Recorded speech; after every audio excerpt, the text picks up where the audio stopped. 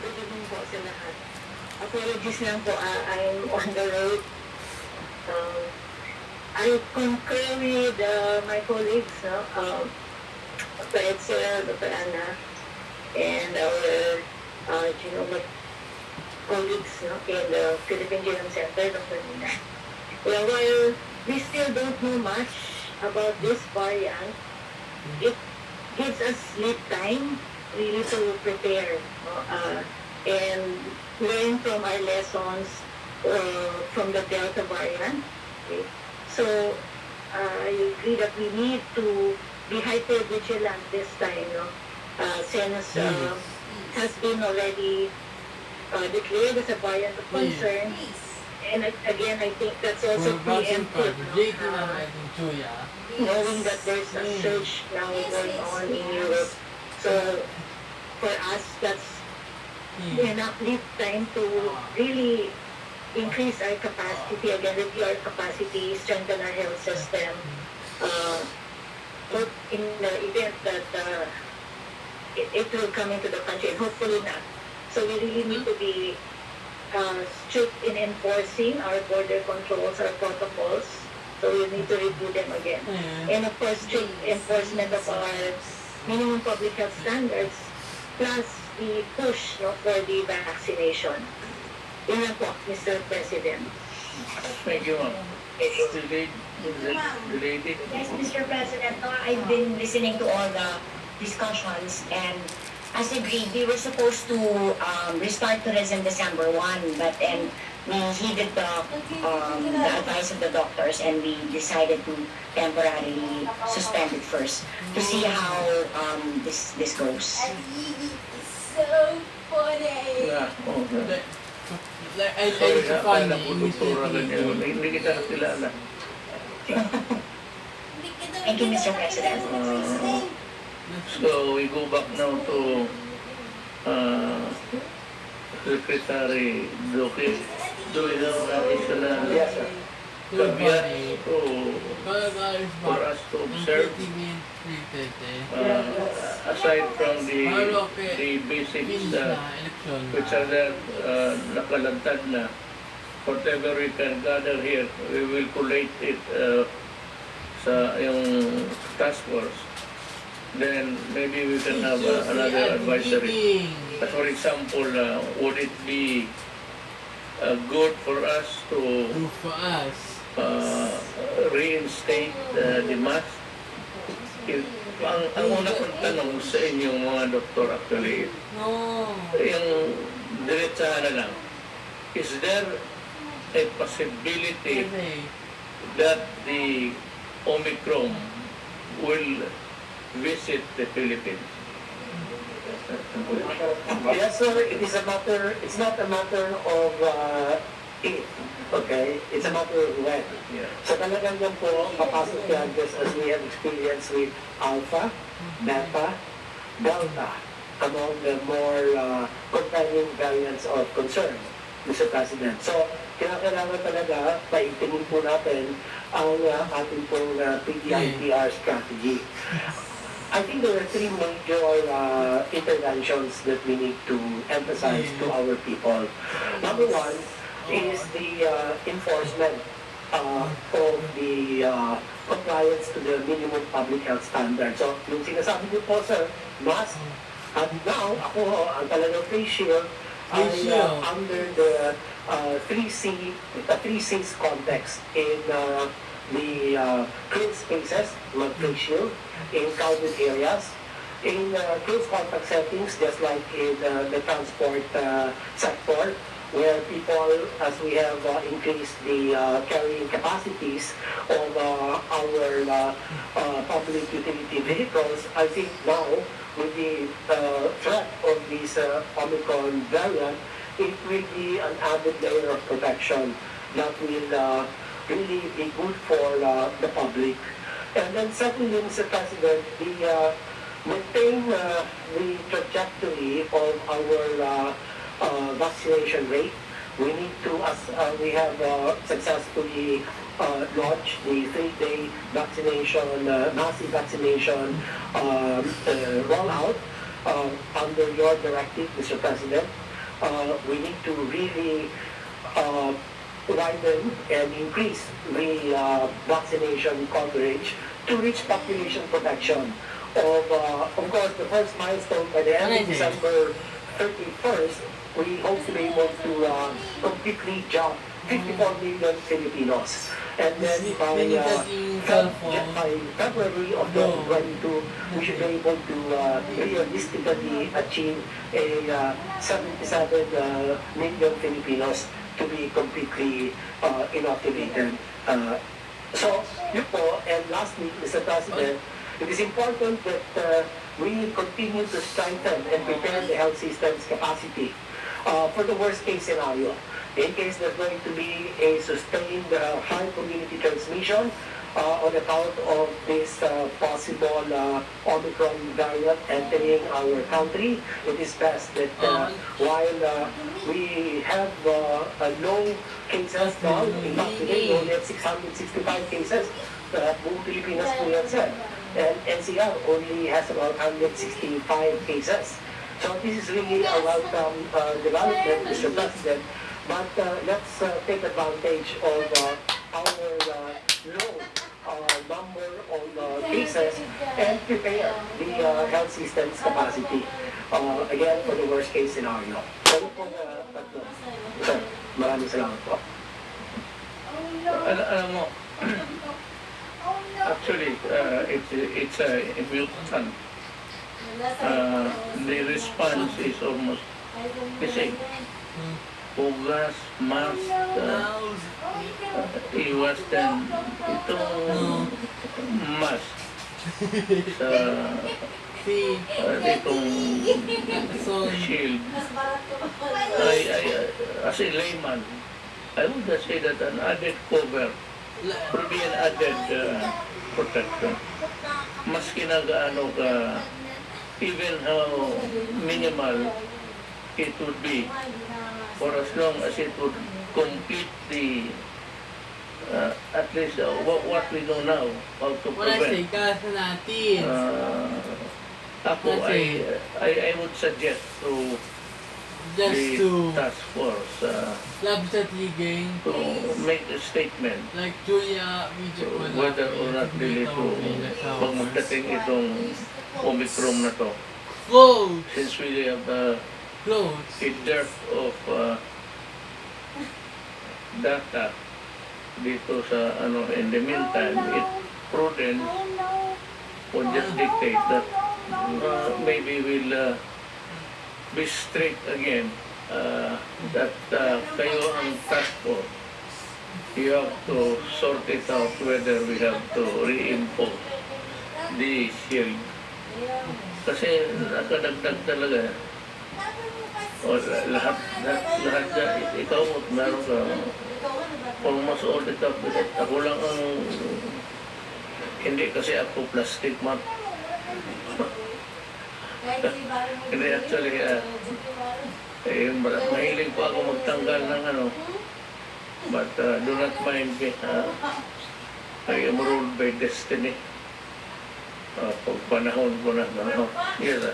Hindi po, Mr. President. Hindi naman po natin talaga totally na-discard yung patient. Yes. Nag-integrate lang po natin doon sa alert level system na sa alert level 1 to 3 ay voluntary po. Alert level 4 may discretion na impose. Alert level 5 talaga mandatory. So, with the policy na naging voluntary siya, alert level po yung po Pilipinas except isang probinsya lang na nasa alert level 3 yung Apayo po. Pero nakita po natin na lumabas yung number. But of course, lesson na we learn sa English, like we studying ng English, i-post po din natin. Para kung siya, sa layman's term, yung patient po parang payong. Pag malakas ang ulan, nagpapayong po tayo. Pero pag wala ng ulan, pwede itabi lang muna yung payong.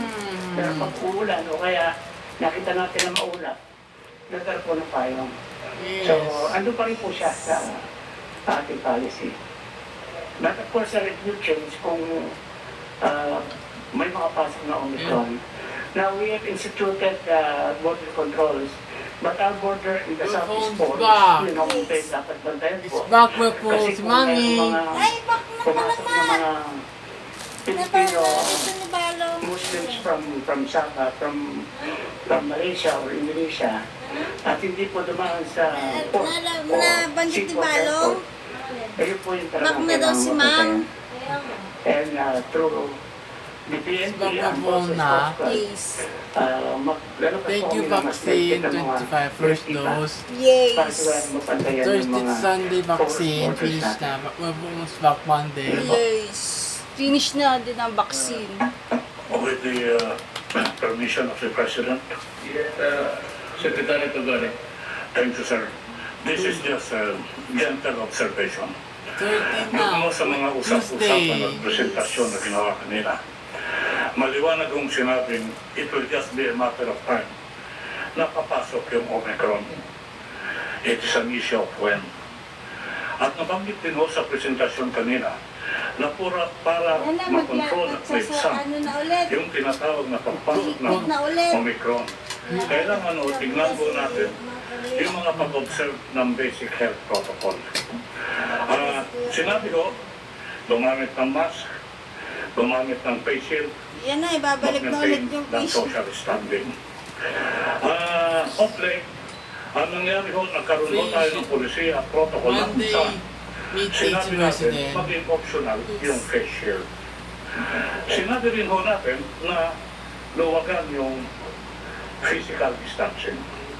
Na kung saan yung kagawaran ng transportasyon dahil sa guidance na to, in-increase ho namin from 50% ang capacity to 70%. At may plano ho kaming increase pa yan, baka maabot hanggang Pasko. Depende sa approval ng IATF, maabot ng 100%. Para nang sa ganoon, makatulong yung kagawaran sa pag-angat na tinatawag na ekonomiya dito sa bansa. Ang gentle observation ko ho, kagaya na napag-usapan, kung re-repasuhin natin, paano hindi lang kontrolin yung Omicron pag pumasok na. Ang mahalaga, kontrolin natin na huwag pumasok o bawasan yung oportunidad na pumasok. If this is the mandated mission and the objective, my gentle observation is, meron ho bang mga suggestion yung ating mga expert regarding the face shield? Pangalawa ho, I'll be more interested in transportation. Meron ho ba kayong suggestion na masasabi sa amin na dapat bang ituloy namin yung pakangat to 70% at habulin yung 100% pag Disyembre? Gusto nyo bang i-minot at i-cambio namin ito? Yung tinatawag na border patrol na kung saan meron din hong gawain at palatuntunan ang kagawaran ng transportasyon. Gaano ho kalalim ang aming gagawin dito sa border patrol? Mahalaga hong malaman namin ito kasi makiki-coordinate kami sa mga local government. Mahalagang malaman namin ito pagkat nabanggit ko yung Philippine Coast Guard kanina na kung saan magkakaroon kami ng guidance. Yun lang po, it is a gentle observation. Perhaps if this is not the forum wherewith to discuss the details of those, kailangan puntuhan kaagad sa IATF. Ang ibig kong sabihin, itutuloy-tuloy po ba yung pagpunta sa 70% at taasan at kaganapin ko na 100% bago magtapos ang Disyembre? Pangalawa, doon sa physical standing, kailangan ko po bang gawing optional pa rin ang paggamit nitong face shield? Mahalaga hong malaman namin kaganito kasi gagawa kami ng growing and revolving policy o protocol. Doon sa border patrol, yung Tatakbo yan ng ano, di ba? regulasyon ng mga region, ng mga probinsya, ng mga border Yan. sa international, hanggang saan po kami dapat sumilip, hanggang saan po dapat kami magbigay ng atensyon. Yun lang po, gentle observation. This is not the forum to discuss it. Perhaps it is imperative that we discuss this at the soonest possible time at the IATF. Why? Because of the statement that Omicron is Wala ba din si sure to Harry come. Roque? It is just a matter of when. Election, Hindi ko Congress kanya back. yung mga Alright. experts ang nagsabi na. Bigo Ang tete sabi ko ng mga Congress na. expert, Feeling na heartbroken Jukatete. Holocaust Jukatete na. Ulit, alin ho yun? Yung mask? Only November Yung 15 man sa yung Roque. facial? Last day ng festive sa Roque. Sa tinatawag na physical Kanokalis na. distancing. Lalo 16 tigil. and 29. Itinaas na ho namin from 50 to 70%. Holocaust election na. Mag-stop na po ba ako doon? O ibabalik ko sa 50 o red over run? Eh, may target po kami na bago magtapos ang Disyembre, magkaroon kami kung maaari, kung papayagan ng IATF, yung 100%. Yun lang po, Mr. President. Salamat po. Thank you. Secretary Mr. President, we take note of the issues and questions of Secretary Artugate, and rest assured that we will include this among the agenda items for deliberation and decision by the IATF come Thursday, Mr. President. And then we give feedback to you, Mr. President. Yes, Mr. President. Secretary Dizon. Mr. President, very quickly upon, I think what our experts said is very important. And in the context of what we tell our people in the coming days, given the urgency of this new variant. And I think it's related to what we started today and initiated by Secretary Galvez and Secretary Luque, which is the how do we use this situation to really push our people to get vaccinated? Because I think among the interventions, it is really vaccination that will really help us mitigate the effects of this new variant. Mukhang fake news yan po yung mga sinasabi sa media na it is totally resistant, This variant is totally resistant. The vaccine do not have any effect on it. I think that is fake news, Dr. Edsel, So there is still significant effect of the vaccines that we have now on this variant. So I think, Mr. President, in the coming days, hindi ko alam kung dapat takutin natin ang mga kababayan natin na seryoso ito para po yung mga iba pang mga matitigas ang ulos mga kababayan natin na ayaw magpabakuna, talagang magpabakuna na. Because I think ultimately, ito po yung magiging panggaban talaga natin sa variant na ito, Mr. President. Thank you po. Marami pa. There are still a lot of people resisting the bakuna. Nakita natin kanina, middle class. Hindi naman talaga yung C pati D. Lower C pati D. Ang mga taong nakaupo na. Sabi ko, bakit ngayon lang kayo nagbabakuna? Sa bagay yung iba sa trabaho. Kaya pag wala kang bakuna at magpabakuna ka, now is the time to do it because it's a day dedicated to vaccine. So, itong private pati public offices, pag magpapakuna yung trabahante ninyo, allow them to go out and have the vaccine. Yung walang lukuhan, magbigay lang the place where he or she would get the vaccine and that's about it. There should be, kasi alam mo yung mga tao, Sabado, pamilya, at about the only time that they have really the extra space to bahay, linggo, lalo linggo, simba. Wala nang, kaya yung, tsaka walang masyado magtrabaho.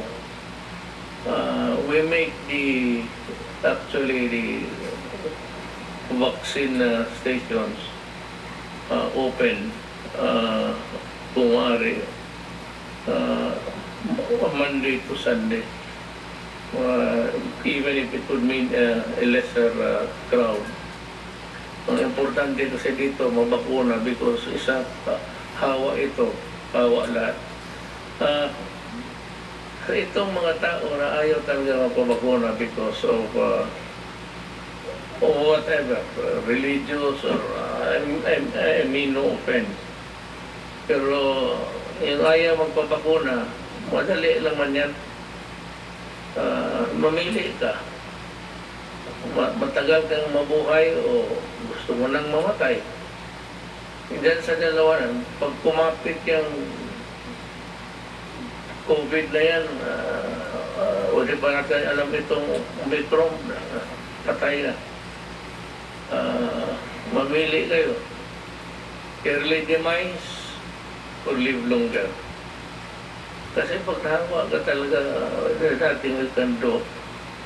Kung sa ospital na lalo napasokan na yung tubo yung mukha mo.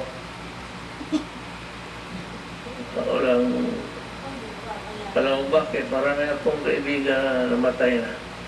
At no other time in my life have I lost so many friends and people I know. Talagang ngayon lang. Kaya inabutan ko itong panahon ko, crisis. Ngayon, itong mga tao na ayaw magpabakuna, if the task force will decide to make it mandatory, mamili kayo. Talagang, because it's not a question, itong human rights. Let me explain. Kaya ng itong isang opisina tayo dito, there's one or two ayaw magpabakuna. And they are already in the nakuha na nila at na humihinog na yung virus. Ihawa mo lahat. So it's unfair. It's actually to protect public. Public health. It diminishes the functions of government. Government can issue measures that protect public health, public safety, public order. Yung pinapunta niyo It's sa in the BGC? police state. BTC. Sa category police Kilala state. mo So, pala yan. Kilala mo pala yan. in some countries, mandatory na Kaya mo dito, pinanood. maingay ang human rights. So, ang una natin targetin, Titlina on puntahan natin sa opisina. Ako, second dose, titlina. director o ano, Hindi ka na, hindi mo na binalikan. magdala ako ng doktor. Itusok, turo po yung Daming ang ngipil viewers sa ulo yun. mo. Hindi Ano ito ay, Daming viewers. really, Oo, mas matindi yun. I'm not joking, but you know, as a worker of government, also charged in the overall operation of the government. I may agree with Reading. the task force if they decide Regular to show make it and mandatory. reading. Yes. It's for public health. Now, kung ayaw mo, huwag kang lumabas. Last Tuesday, the Kung walang last day of problema na ayaw mo November. magpapaguna, huwag kang lumabas ng bahay. Kasi pag nahawa ka, Jay! diretso hawa ulit. Now, there is no guarantee that you will not get contaminated again. That has been said several times, impressed upon us by the medical experts na mahawa ka ulit. So, ang ganun, lalo na maski na sa'yo pakunado yung pamilya mo, o kung tarantado ka talaga, dalhin mo uli, still, you put in jeopardy the entire family or entire office. No, under the police power of the state, I can compel you. It's a human rights is nandoon man talaga sa kabila. Ano ba itong human rights? Nandoon na talaga sila sa kabila. Maski na sa passing, doon niya sila. Yes. They're always on the other side of any argument or issue. Just to be heard. Just to be heard. Wala mong iba. Parang tayo dito lahat.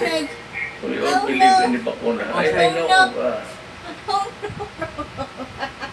Sayang lang undersecretary. Jane. Oh no. Nakalimutan ko nandun sa No, Lukso. no. Ay, baka puntahan na lang kita sa opisina, ma'am. At Hindi, yung dry, yung wet ako kasi hindi naman ko maghawak sa iyo. tuyo na eh. Kung hindi, talian Hinayaan kita ko sa lang. Dapat kumuha ko ng wipes. silya mo para matutukan ka. No. Dalawa, bala ka. 3 tusok. Tingin sa tiging. Isabay mo na yung booster Video. para wala na problema. So, aside from the guest who gave us at least No. a substantial and meaningful picture of what's ahead of us. Sinasabi sa atin, ahead of us is that whether we like it or not, itong Omicron na to, dadating talaga. So, we pasalamat kami kay Dr. Marisa Arindrea at Nina Gloriani, of the national officials, of the cabinet members are here. Secretary Doki, Secretary Galvez, Secretary Lorenzana, and Secretary Anyon. These are the guys who are running the show dito sa COVID. Ito yung doing the legwork actually. Secretary Dison,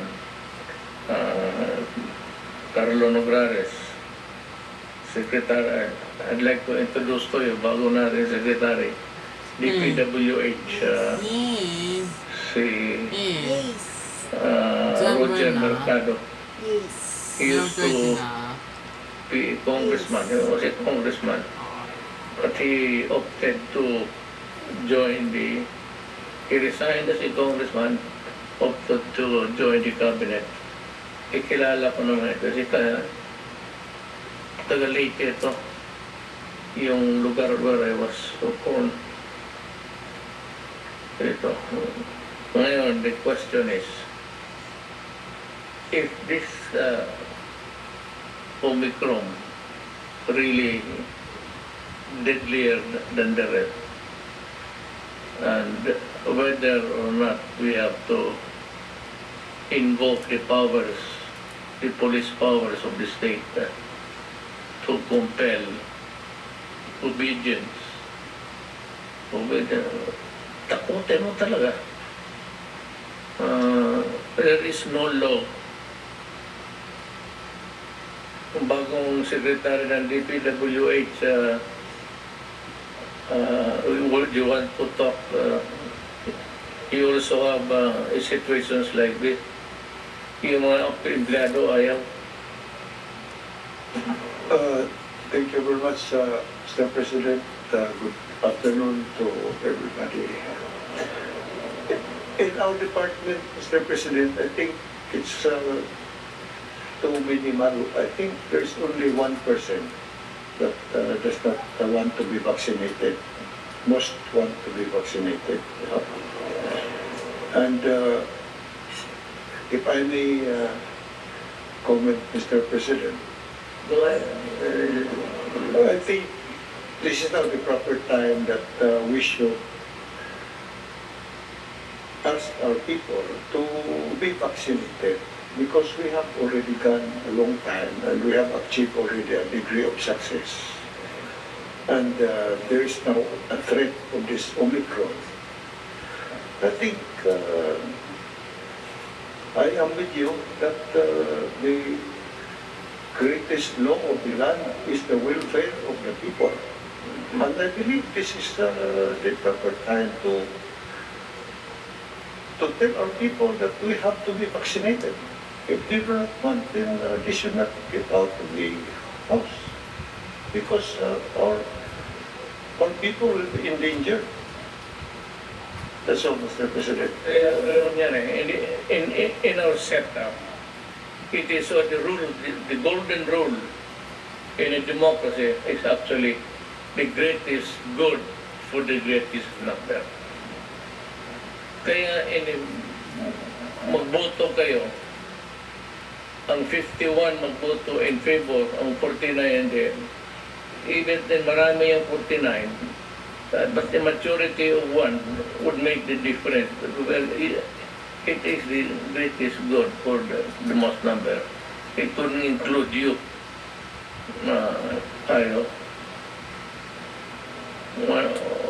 We're trying to, we are in a crisis actually.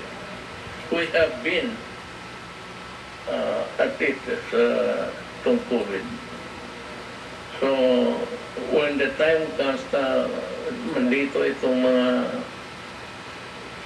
magdating itong animal na to, Omicron,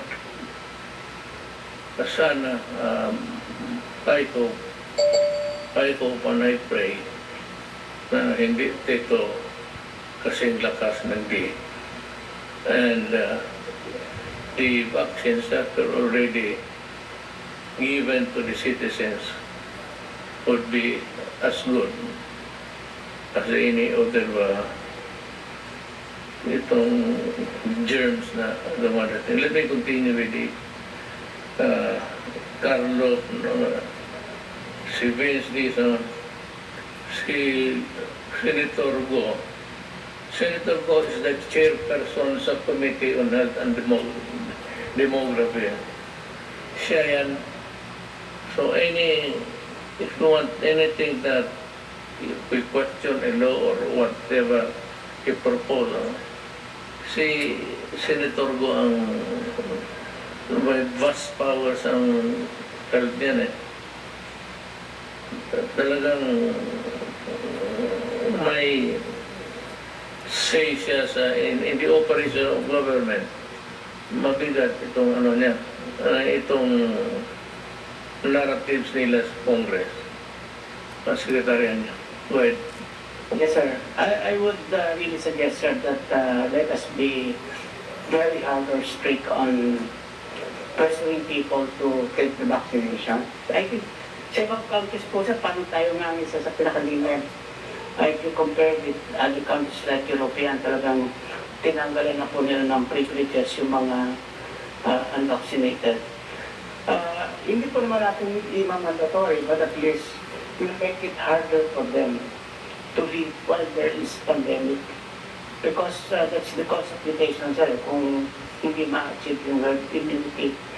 We have already LGUs who are announcing, declaring mandatory, and actually we are encouraging them. Number one is Mayor Chadwick Simpson. Nag-announce na po siya na sa bayan niya, hindi na welcome ang unvaccinated. At yung mga unvaccinated, hindi pwedeng pumunta ng bayan at diyan lang sa bahay. Well, unless kung meron siyang RT-PCR na negative. Well, the vaccines are free and they can go to any vaccination site, and that is for their own good. Pagka magkasakit po yung tao ng COVID, hindi niya pinipili mayaman mahirap, pero 2 million po yan kapag critical or severe. Yan po ang bili niya. Kung indigenous yan, government pa rin po yung magbabayad yan. At kung mamatayan, pati cremation yan sa DSWD po po yan. Eh kung siya ay vaccinated, protected na siya, and productive citizen pa. So while we cannot really impose mandatory because we don't have laws, national law, but at least through the Section 16 of the Local Government Code, a local executive can issue executive order or ordinances that will protect its constituents. And that issuance is considered legal unless stopped by the court. So, habang may pandemic po, I think yun pong sa mga labor, talaga pong dinasign natin yung policy na yan para talaga mapilitan po mag-vaccination ng mga laborers. Kung sasagutin po natin yung kanilang RT-PCR, parang wala rin pong effect yung ating policy, parang tawag natin lang, parang nag-iasa lang po sila. So let them feel the pressure, the hardship, the difficulty, and then they will be willing to be vaccinated. So I think that that's the only way we can address the hesitancy. Many of these hesitant people are actually based on fake news lang sir. Sa dami ng mga article, ng mga reading materials na hindi naman sir totoo. But I think kung pera na yung pinag-uusapan kung hindi na makapagtrabaho, talagang i-press po nila yung vaccination. And then later on, they will realize that it's really for their own good and welfare. Yun po. Thank you. It's a good comment. Itong ano ba, overzealousness ng itong mga congressman. You know, they want everything done by legislation, by law. Tapos, they are criticizing the executive department tayo of issuing rules and regulations. Alam mo, when you discuss the ministerial functions of government, nandyan yung law-making body. But the president, in the absence of a law, and there is really a pressing need for presidential intervention, the president can issue rules and regulations. In the meantime, na walang batat, I can issue rules and regulations to guide the departments under me, the secretary, na ito ang gawain ninyo. Because in the meantime, I said, they are maybe trying to craft a law. Kung hindi ako maka-issue ng rules during times of crisis, you castrate the president. Kaya ako nagsasabi sa kanila, let us be clear on this. Some of us are lawyers, pareho man tayo ano. But yung interpretation ninyo does not really fit into what I have learned in school, sa law school. Itong presidente, every time that there's a problem, sabihin nila, oh, you cannot do that, there is no law. So if there is no law and there is a crisis, what would you do? Oh, makatulong kayo. But tapos mag-craft kayo ng law, magdaldal pa kayo ng isang buwan. Kalupukan. That's why ako hindi ako wala. You better go back to school, law school, or let's have a debate if you want in public. Para malaman natin, what is not the purpose of the president? Just sit down and do nothing because there is no law. Oh, so what about, what are you there for? Kinakastrate mo pag every time maghingi ka na. Alam mo na yung iba yung hindi abogado magsalita ng mga marasa.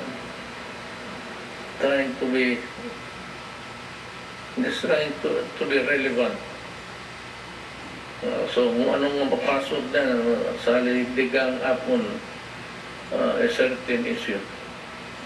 Kaya mga naapo siya ako, pag ginawa ko, gawin ko, wala akong pakialam sa inyo.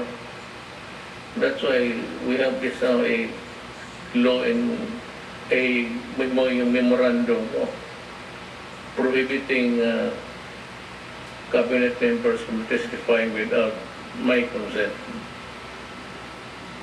Kasi pupuin lang kayo dyan, kaya ni Secretary Duque pati si Secretary Galvez. Tawagin nila doon, isomon, outside of respect in terms of departmental courtesy. Mag-advise your advice to testify in the morning of 9. Out of courtesy sa mga mainit ng ulo ko. Pamura ko talaga ito. Tell them the time and give them the space Kaya paupuin mo ng 13 hours. Ako ang sekretary, utang ina. Bahala, ditindigan ko kayo. Contempt. Lukuhan. You are injecting. Wala akong pakialam doon sa ibang transaksyon na I said you can do what you want. Wala pa naman hanggang ngayon. Because they tried to, ito si Gordon, kasi nga siya may kinuha siya ng pera nung ano siya, was it 86 million? Ngayon, may audited siya. Then, you know, in audit, pagka, ano tawag nito, disallowance. If you receive the disallowance, ibig sabihin, the liability is personal. Eh, ito si Gordon, ginawa ng pera, 86 million. Tapos, dinwanda siya sa kuha. So, yung pagkasanay disallowance, that is the term, that is the courteous term of in criminal law, it's malversation. So when you are given the disallowance and you don't pay, you do not return the money, you fight it out. Pagdating sa Supreme Court, talo siya. So the decision has become final and executory. 6 years ago, 4 years, hanggang hindi pa niya nabayaran. Doon na to. Tapos kung magdagdag, alam mo, lahat ng mahirap sa live ba ito? Ipa-live mo kasi para marinig ng mas magpagamarunong ba? Eh kung si Tugade ka, kasi yun ang budget